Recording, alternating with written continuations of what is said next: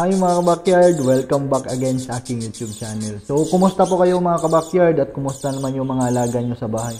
So, for today's video mga kabakyard, mayroon akong isang subscriber na may katanungan. So, shout out sa iyo Sir Jan Pronigrisos. So, ang tanong po niya mga kabakyard is, anong gamot nyo pag nagtatay ang ibon, sir? So, dahil mahal na mahal ko kayo mga kabakyard na aking subscribers. So, pag may free time na ako mga kabakyard, is hindi ko papatagalin ang mga katanungan nyo para mayroon kayong magamit na idea patungkol sa mga ibon nyo na inalagaan sa bahay. So, ang mga tips pala mga kabakyard na ibibigay ko sa inyo is based po sa aking karanasan dito sa aking mga ibunan sa bahay. So, yan po yung ibabahagi ko sa inyo mga kabakyard para mayroon din kayong idea at magamit kung nakaranas ang inyong mga ibon ng pagtatae mga kabakyard. So, wag na nating patagalin mga kabakyard. Ang unang dahilan mga kabakyard kaya nagtatay ang ating mga alagang ibon is dahil po sa mga gulay na ibinibigay natin mga kabakyard na naparami ang pagbibigay natin sa kanila. So, unang-unang dahilan mga kabakyard na pagtatay ng ating ibon is kapag nagbigay tayo ng maraming kangkong, pichay, o di kaya talbos ng kamote. So, ang mga pagkain na yan mga kabakyard is masyado yang matutubig. Kaya pag once na sobrahan yung ating mga alagang ibon, at kapag hindi pa sila sanay mga kabakyard, is maaari silang makaranas ng pagtatai. Pero kung sanay naman yung mga alagang ibon yung mga kabakyard sa ibinibigay niyong mga gulay sa kanila, is maganda yun mga kabakyard dahil nasanay na sila. Pero kapag hindi sila sanay mga kabakyard, at nabigyan nyo sila ng maraming gulay, so, makaranas talaga mga kabakyard ng pagtatai ang ating mga alagang ibon. So, pangalawang dahilan mga kabakyard, maruming tubig. So, ang maruming tubig po mga kabakyard, isa po yung dahilan bakit nagkakaroon ng pagtatai ang ating mga alagang ibon mga kabakyard. Dahil ang example ko mga kabakyard na madaling madumihan ang ating mga tubig na ibinibigay sa kanila. Kapag once may inakay yung ating alagang ibon mga kabakyard, i-observe nyo nga mga kabakyard, tingnan nyo yung tubig ng ibon nyo na may mga painakay. Diba, makikita nyo mga kabakyard na binigyan nyo sila, tapos pagdating ng 3 oras mga kabakyard is marumi na naman.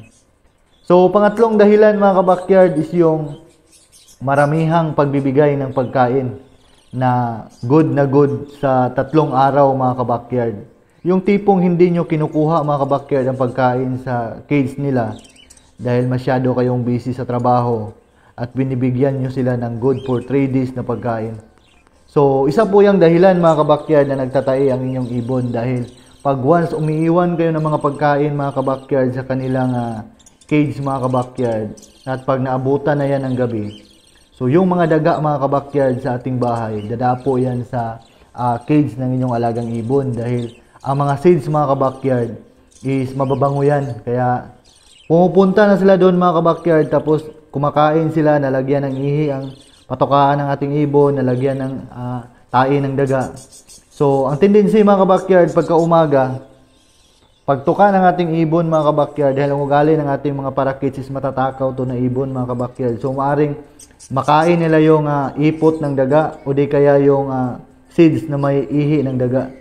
So, ang tendency mga kabakyard is maaring magtatae ang ating ibon dahil nakakain sila ng dumi ng daga. So, ang pang-apat na dahilan mga kabakyard is maruming cage sa ating alagang ibon. So, kapag marumi ang cage ng ating alagang ibon mga kabakyard is maaari silang magtae dahil madumi ang loob ng kanilang nililiparan. So, pumunta na tayo mga kabakyard sa gamot na pagtatai ng ating mga alagang ibon dito sa aking ibunan. So, ang gamot nga pala mga kabakyard na binibigay ko sa kanila is yung Bitracin Gold. Maganda kasi ang Bitrasin Gold mga kabakyard dahil mayroon siyang vitamin E plus vitamin B2. So antibacterial din siya mga kabakyard with probiotics. So ito yung unang ginagamit ko mga kabakyard pag once may ibon ako na nakaranas ng pagtatai mga kabakyard.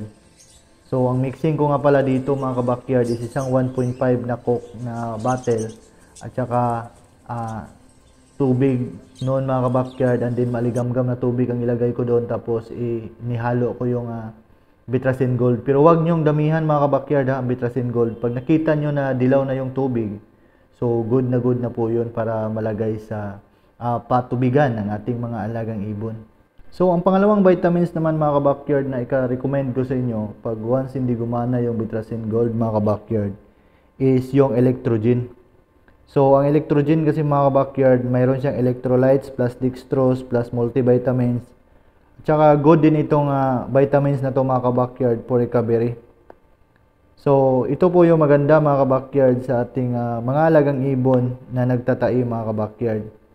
So, ang last tips ko sa inyo mga kabakyard, pag once medyo kinakapos kayo sa budget o wala kayong budget mga kabakyard na bumili ng gamot na maaring maibigay natin sa ating mga alagang ibon mga kabakyard na nagtatay is pwede po kayong gumamit mga kabakyard ng uling.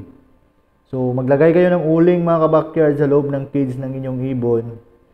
So nangat-ngatin nila yon mga kabakyard, at saka maganda din yun mga kabakyard para maiwasan ng pagtatai nila.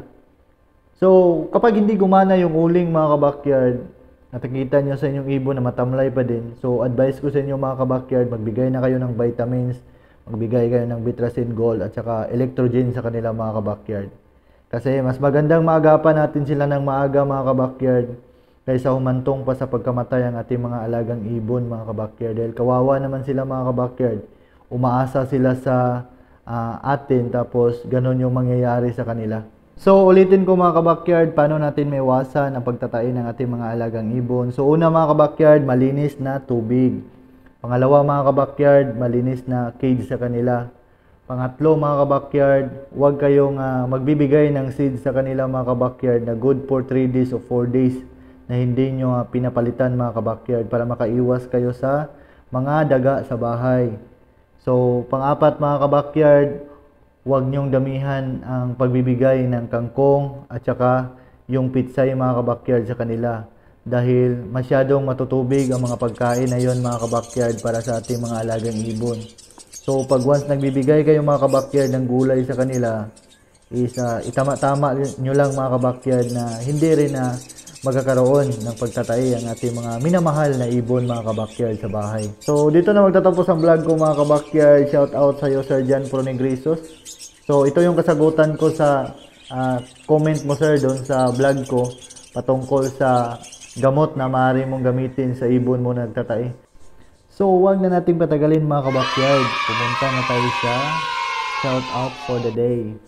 So shout out sa iyo Sir Rodolfo Toralba from Bagong Barrio, Caloocan City. So, salamat po sa panonood, sir, at pag-comment sa aking mga videos na ina-upload. Jan Pronegrisos, shout out sa iyo, sir. So, taga-Cagayan na din ako, sir. Magka-area tayo. So, shout out din kay Ronnie Rodriguez Digo. So, ito po yung tanong niya sa akin, mga kabakyard. Idol, paano malalaman kung pwede nang iwalay ang inakay ng Parakeet Lovebirds? So, nasagutan ko na po yung katanungan mo, kabakyard. Paki-check na lang po yung in-upload ko na videos. Andun po lahat ng mga detalye kung paano mo malalaman na pwede nang i-harvest ng iyong inakay na Parakeet Lovebirds. So, shout out sa iyo Pinoy69. Parehong RB material ba yung parents? Yes, kabakyard, parehong RB materials po yung parents na nakita mo sa vlog ko. Shout out din Marvin Vanilla. Boss, mga budget ba alaga nyo? Parang big size po kasi. Meron ako ditong pure English budgie ng mga parisan na kabakyard, and then meron akong ipina-project dito na English Budgie Hen X Double Crest Frillback Hagokak. So kaya po ang mga resulta sa anak nila kabakyard is medyo malaki na kasi na-upgrade na po yung size nila at saka maganda na po silang tingnan dahil hindi na po sila katulad sa parakeets na maliliit.